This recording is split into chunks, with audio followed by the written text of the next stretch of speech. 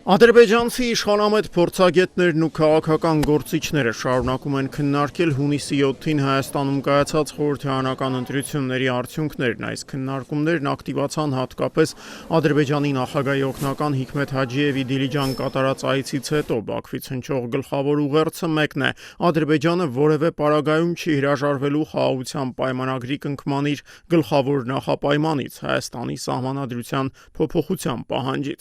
Երեկ Բաքվում գործող CBC հեռուստաալիքի եթերում այս մասին հայտարարում էր Ադրբեջանի խորհրդարանի падգամավոր, իշխող Յենի Ադրբեջան կուսակցության միջազգային կապերի բաժնի ղեկավար Սևինչ Ֆաթալիևան։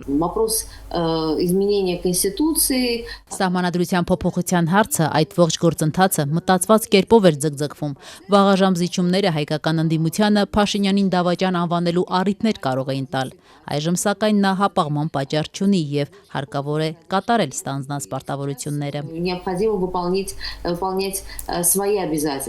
Այս օրերին իր հարցազրույցներում պակաս անկեղծ չէ Ադրբեջանի նախագահի աշխատակազմի հետ սերտ կապեր ունեցող բաքվեցի քաղաքագետ, Հայաստանի քաղաքացիական հասարակության հետ փոխադարձ այցեր իրականացնող խաղաղության կամուրջ նախաձեռնության ադրբեջանցի համակարգող Ֆարհադ Մամեդովը։ Նրա խոսքով Բաքվում թեև հասկանում են, որ Հայաստանի նոր սահմանադրության տեքստը հարակվեի դնելու համար Փաշինյանը նորընտիր խորհրդանում բավարար քվեներ չունի, սակայն դա անհաղթահարելի խոչընդոտ չեն համարում։ У Пашиняна, да, нет 2/3,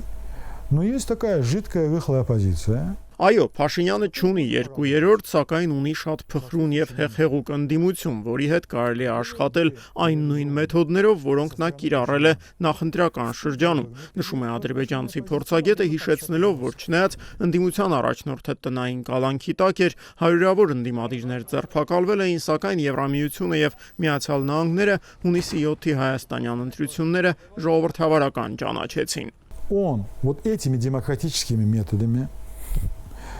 которыми Запад признал их демократическими. Փաշինյանը կարող է արևմուտքի կողմից ժողովրդավարական ճանաչված այս նույն մեթոդներով նաև հանրակրվե անցկացնել, առավել եւս, որ սահմանադրության փոփոխության համար նրան շատ ավելի քիչ ձայն է հարկավոր, քան ինքը հավաքել է հունիսի 7-ին։ Для того, чтобы провести это дело на референдуме, ему нужно 625-630 тысяч. Ադրբեջանցի մեկ այլ փորձագետի Կանադայում եւ Չեխիայում նախկին դեսպան Ֆարիդ Շաֆիևի համոզմամբ եւս Փաշինյանի կառավարությունը սահմանադրությունը փոխելու ձևն ի վերջո կգտնի, հակառակ պարագայում հայ-ադրբեջանական հարաբերությունների կարգավորումը բացառվում է։ Мне кажется, Ես կարծում եմ, որ թեև դա 1-2 ամսվա խնդիր չէ, սակայն Հայաստանի գործող կառավարությունը կգտնի հանրակրվե անցկացնելու եւ ցանկացած պարագայում սահմանադրությունը փոխելու ուղիները, որովհետեւ դա Հայաստանի վարած քաղաքականության եւ Փաշինյանի կատարած խաղադրույքների տրամաբանական ավարտն է, խաղաղություն Ադրբեջանի հետ եւ հայ-թուրքական հարաբերությունների կարգավորում։ Հետընտրական մեր ուղերձը շատ հստակ է։ Մենք սպասում ենք այս գործընթացի տրամաբանական ավարտին, այսպես կոչված Լեռնային Ղարաբաղին վերաբերող վերացնելուն։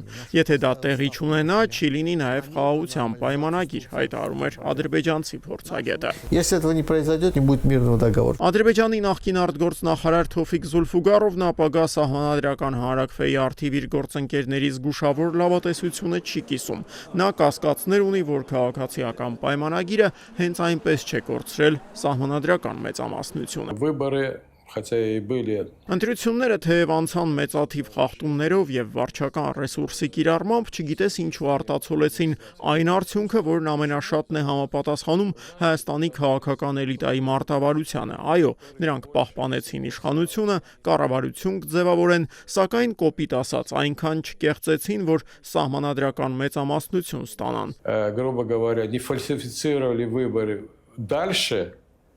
для того, чтобы получить конституционное большинство. 1998-ից 99 թվականներին Ադրբեջանի դիվանագիտական գերատեսչությունը ղեկավարած Զուլֆուգարովը պնդում է, Հայաստանում կայացած ընտրություններից հետո խաղաղության գործընթացը սառեցվել է։ Չնայած դրան, Բաքուն պետք է շարունակի հետևողականորեն լուծել իր հիմնական երկու ռազմավարական խնդիրներն, այսպես կոչված Զանգեզուրի միջանցքի բացումն ու Սևանա լճի ջրային ռեսուրսներից օգտվելուն հասնելը։ В Армении недоучитывают. Հայաստանում այնքան էլ հաշվի չեն առնում, որ Ադրբեջանի համար կապն իր տարածքի մի հատվածի հետ ռազմավարական խնդիր է։ Երկրորդ ռազմավարական խնդիրը հասանելիությունն է Հարավային Կովկասի ամենամեծ քաղցրահամ լճին՝ Գեյչային։ Пресноводному водоему Южного Кавказа озеро Гейча.